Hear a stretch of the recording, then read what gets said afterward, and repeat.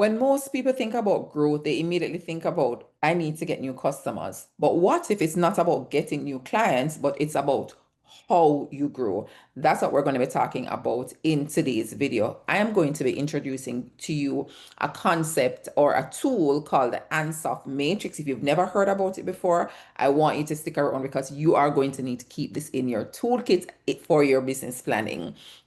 No, I am Michelle O'Connor. If you're new here, I help CEO women over 40 to develop profitable businesses with structures that lead to more profit and less burnout and overwhelm. And by the end of this video, you are going to leave with an understanding about how this tool can help you to structure your thinking about growth using real life examples. So let's jump right into it. The Ansoff Matrix, I started using maybe 15 years ago in my time in strategic planning, and it has been a tremendous help in terms of structuring the thinking when you're in the room and you're working with a lot of creatives and brilliant minds and directors and executives to bring in the thinking in a very structured way. What is the Ansoff Matrix, you may be asking? Is a simple tool that you're able to use to help you decide on how you can grow your business, as we said before. And it also helps you to have a clear thinking of the level of risk that you're taking on as you move through your various growth paths. I always say to persons, the minute some person come and, oh, I want to grow, I want to go into this next business line, or I want to offer this next product, I normally bring them back to this. Let's have a conversation about where you are now before we decide that you want to move on to something else. What the matrix allows us to do, it enables us to look at our business growth path in 4 quadrants. We have market penetration, we have market development, and we have product development and diversification. When we're thinking about growth, it's saying, let us think about how to capture all the thoughts in these boxes. And one might be saying, why is it important? From my experience, when we're in a boardroom where we have creative minds and 10 or 14 CEOs of a very large corporation that I worked with, everyone is throwing different ideas at us. And so what we can do is when we capture the thinking in one of these quadrants, and then we go back to what is our strategic direction for this year, and we decided that we're about market penetration, all the other ideas we can put in buckets and have a discussion about how we approach those in the future. And it's the very same thing for your business. Think about, what do you want to do this year? And you will be able to answer that question at the end of this video. So this is what it looks like. This is what the matrix looks like when we talk about 4 quadrants. So we have market penetration, and follow me here. You are looking at your existing products. So anything that you offer right now, we're going to go into some examples after. Any product or service that you offer right now to your current clients, your current market, your existing clients, we want to penetrate, we want to grow more. So that's what market penetration is. Then we can go into market development. We are talking about products that we have that already exist, whether you're existing products or service, and we are now moving into a new market. Who don't we serve that we could market and promote our product or our service to? We then have new products, and we have product development. You have a market that you serve, and maybe from your surveys, they've been asking for other things. You are now going to design a new product or service to meet their needs because they're asking for it. And then you have diversification, which is where both things are new. It's a new product for a new market. So you may have outgrown, you're fully saturated. It's what's different. What can we offer to persons now that our brand is mature and there are other needs that we are able to serve based on our expertise, our systems, our processes, and our people. So this is what the matrix does. So we're going to go into how you can use it. So market penetration. This is where most business start. Most of us start here. It's something that we're offering. I'm selling this pencil and I'm offering it to students. I'm selling this phone, and you know who Apple's target market is. So this is where we start. It's just what we're selling. I can pick up so many things around this desk that we can use. No, examples of market penetration. I want you to think about Starbucks. This is an example where they have loyalty programs and there are promotions and they have new seasonal drinks that they encourage customers to buy more often. No, we're in fall, they might have the pumpkin pie. This is something that they do every year. It's not something that's new and they're offering it to the same clients who are walking in through their doors. So it's just any product or service that you start with. For a small business owner, this could mean running a referral program, improving your email marketing, or creating other bundles for your current clients. And when I say creating bundles, it's not creating something from scratch. It's looking at the different things that you have. Maybe you have a course, maybe you have a template, you have an ebook. Let me put it all together. And Black Friday is coming up. I'm going to sell this as a bundle.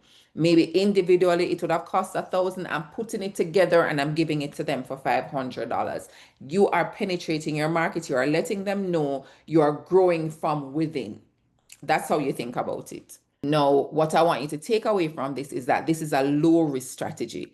This does not require you to go and create something new.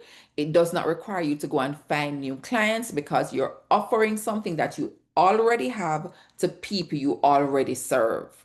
So they're familiar with your product, they know who you are. So that's what I want you to take away. So that is market penetration.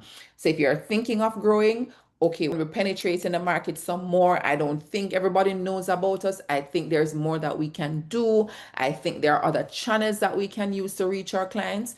This is your safe bet because this is low risk. The next one that we're going to be looking on is market development. This involves existing products in new markets. So whether you're targeting your current segments, but you're expanding and going to a different geographical region, or your alternative distribution channel. So we're going to get into an example. So Lululemon, and when you're watching this video this week, October 27th, I think that was yesterday, they partnered with NFL. They are offering their same apparel, so they are known athleisure wear. They're about that, but they're now reaching sports fan instead of just, if we about it, persons who are into yoga and regular exercise or just wearing athleisure wear on a daily basis. Now, this is existing product, something that they already have, to a new segment. That's your market development. This now a little bit more risky because you're going into uncharted territory, or you're going into, let me say, a new territory. You're going in a new environment. It requires more work because you have to now develop a marketing strategy. You may have started partnership conversations from before. It requires you to know more about the market that you're going into. It requires you to know more about the behavior of the clients because you don't know them as yet. You might know them from afar, but you don't know how they interact with your brand. So that is why it's a little bit more risky. Going services, if you offer consultancy services, maybe what you're doing is, I'm serving persons who are in Canada. I'm now thinking of going into the Caribbean or in the US. That's a market development. This is a different market. It may require me to have some partnership over in those countries, you name it. But remember, when you talk about market development, you're taking something that you already offer, a product or a service, and you're going to offer this to a new market, a new segment, a new group of people that you have never served before. So that's market development, and that is why that's one a little bit more riskier than the first one. You're serving existing clients in existing markets. This one, you're using your same product, so you don't have to create new product, but it's a new market. So the key takeaway, you're not changing your product, you're just expanding who you serve. That's what we said earlier. So I hope this is making it simple. Product development. This is when you create a new product or service for your existing audience. And don't worry, remember, we have a below that you can probably download and follow as we go through so you can understand why this is important and how you can apply it to your business. So Apple does this every year.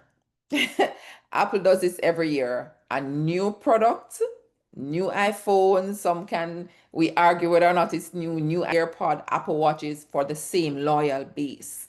They improve the features. So phone, the new phone now, the camera has its own segment here and the camera is going across. They've moved the logo down, you name it. Maybe there are some other features that I'm not aware of, but it's getting a new product for your existing client base. Your existing client base is committed, loyal. So let's give them something more. Let's give them something different because we want them to stay with us and know that we're about innovation. Maybe you're a business coach and you introduce a new workbook, new templates, or online courses to serve your current clients in a new way.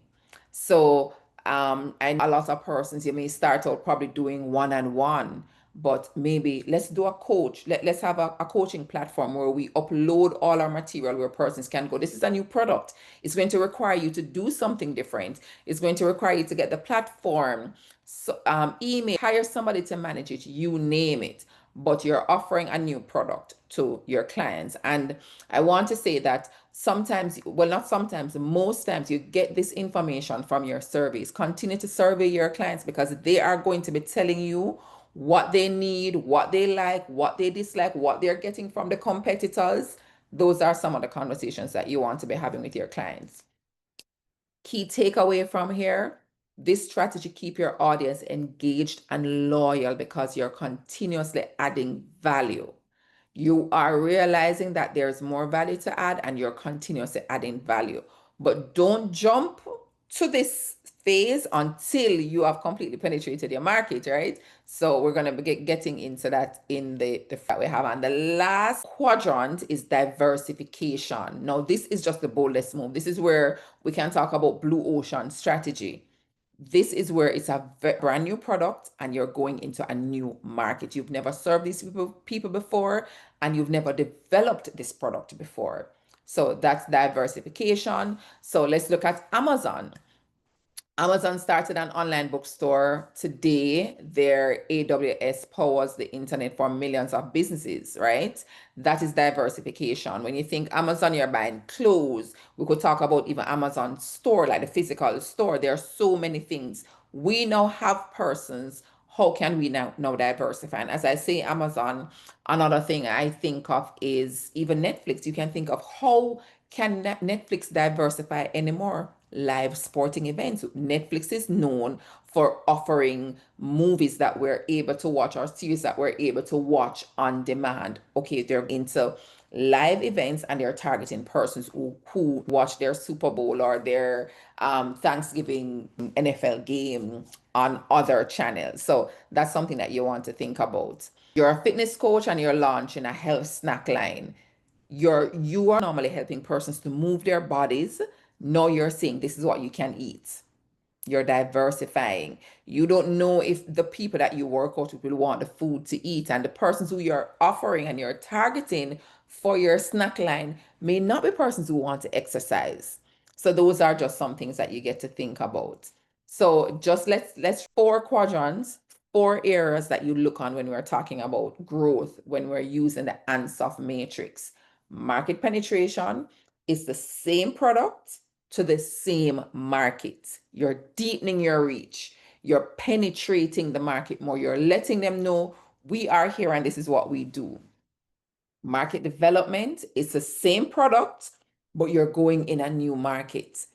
We've now penetrated the market. How more can we grow? We have gotten everything that we can from this group. I can give you a simple example. I looked at my mailing list and I'm like, I have sold everything to this email list. I now need to grow my email list some more. So I need to go out there and get persons who are not on my list and those who don't know about me to come in. I know I'm bringing the product that I have to a market, reaching more people. Product development, it's a new product to the same market. So I know my market, they've completely utilized all the products and services that I offer. No, I want to give them something different. I want to let them know that I'm innovative. I want to let them know I'm listening to their needs. And so I'm bringing in something new that I know will meet the needs that they have today. For example, we're now in the world of AI. Maybe it's how can I use AI to design an Ansoff matrix for my business? I could probably create an AI agent for that. and then I can offer it to my clients. You may not need to come to me. This will ask you the necessary questions, and then you are able to answer, and it will provide you with that's an idea I just created. I may just go ahead and do it. Diversification, brand new product to a brand new market. So these are the four quadrants in the Ansoff Matrix. And earlier when I said to you, and we're in a room with 15 CEOs and 10 directors, and everybody's giving their ideas. Whenever when you're having those conversations, when they provide the ideas and the suggestions, we are able to take it and this is just one of the tools that we use. We are now able to take it and put it in one of these segments. And at the end of the day, we can go back to the team and say, okay, guys, or strategic theme for the year was market penetration. But I noticed that these ideas would require us to go into a new market or design a new product. This requires some more work. Do we want to take that on now, or do we want to do it in the future? That is what these first, and this is what it looks like when I was talking earlier about risk. For Apple, this is an example. Market penetration, they're increasing the market within the country. Product development, introducing AirPods, wireless earphones. When that came about, that was a new product, and it's medium risk because you're selling it to people who are already loyal customers.